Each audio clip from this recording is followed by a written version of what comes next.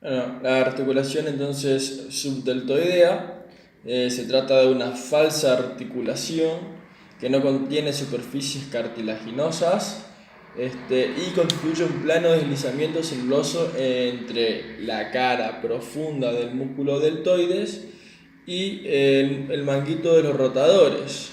El manguito de los rotadores está constituido por el extremo superior del húmero, o sea, la cabeza humeral tapizada con los músculos supraespinoso, infraespinoso y redondo menor. En este caso, el supraespinoso.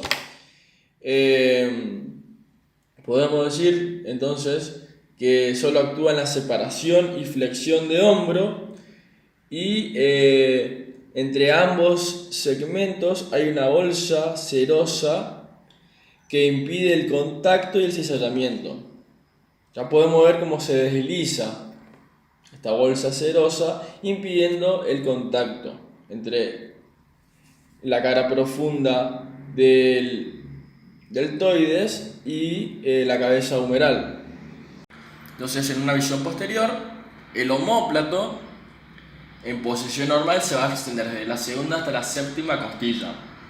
El ángulo súpero interno corresponde a la primera apófisis espinosa, mientras que la porción interna de la espina del omóplato corresponde a la tercera apófisis espinosa dorsal.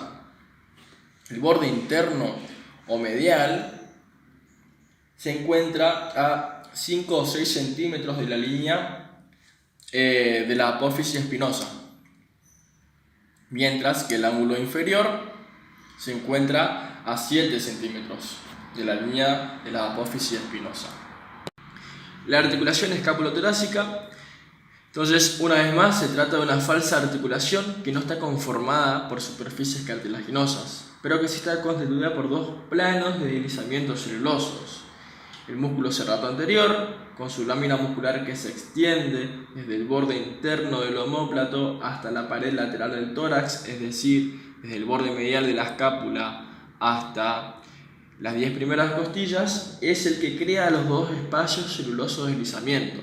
Entonces, tenemos acá el primer espacio celuloso de deslizamiento, que es el espacio homoserrático, comprendido entre el omóplato, que es esto, y recubierto por el músculo subescapular, acá, y el músculo serrato anterior, que lo tenemos aquí. Después tenemos el otro espacio, que es el espacio torácico serrático, comprendido entre la pared torácica, que vemos aquí, y el músculo serrato anterior, acá. En un corte horizontal podemos apreciar los movimientos de lateralidad del hombro. Decimos que cuando llevamos el hombro hacia atrás es un movimiento de retropulsión y la dirección de la clavícula es oblicua hacia atrás, mientras que el ángulo homoclavicular aumenta a unos 70 grados. En el movimiento de llevar el hombro hacia adelante, decimos que es un movimiento de antepulsión. Y el ángulo homoclavicular se cierra a menos 60 grados y la glenoide mira hacia adelante. En una visión posterior podemos decir que el borde espinal se aleja de las apófisis espinosas unos 10 a 12 centímetros. En esta visión posterior podemos apreciar los desplazamientos verticales de entre 10 y 12 centímetros y que se acompaña necesariamente de una cierta báscula, así como de una elevación o descenso del borde externo de la clavícula. Elevación y descenso. En los movimientos de rotación báscula o campanilla, podemos decir que en la rotación hacia abajo, el ángulo inferior se dirige hacia la línea espinal y la glenoide mira hacia abajo. Acá vemos cómo el ángulo inferior se dirige hacia la línea espinal y la glenoide mira hacia abajo. En la rotación hacia arriba, el ángulo inferior se aleja de la línea espinal, mientras que la glenoide mira hacia arriba.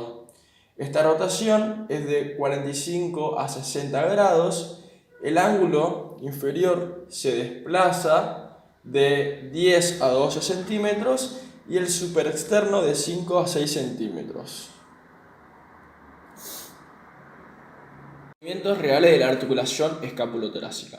Anteriormente se han descrito los movimientos elementales del omóplato, o sea, de la escapulotorácica, pero durante los movimientos de abducción o de flexión del miembro superior, estos distintos movimientos elementales se combinan en grados variables.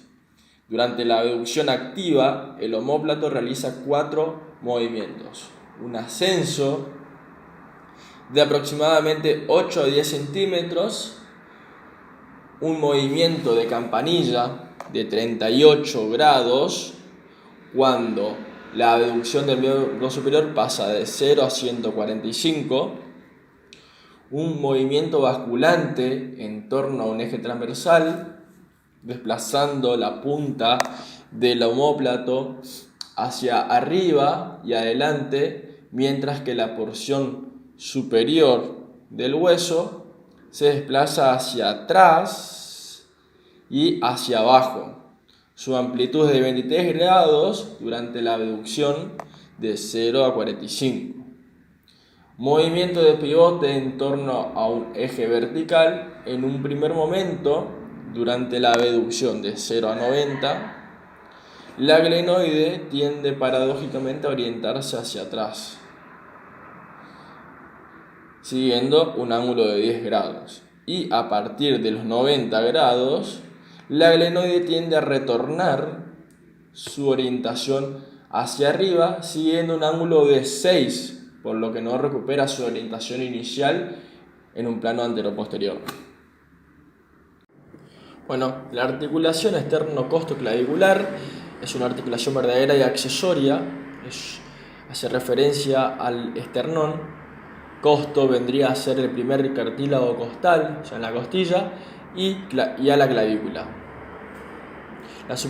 Podemos decir que es una troide, posee 3 movimientos, o sea, 3 planos y 3 ejes, y dentro de las diartrosis corresponde a la silla de montar, característica de silla de montar. Vamos a decir que las superficies articulares son el manubrio esternal, la extremidad medial de la clavícula y podremos decir también que el primer cartílago costal. Los medios de unión tenemos una cápsula y ligamentos. Podemos decir que tenemos el ligamento costoclavicular, acá, el ligamento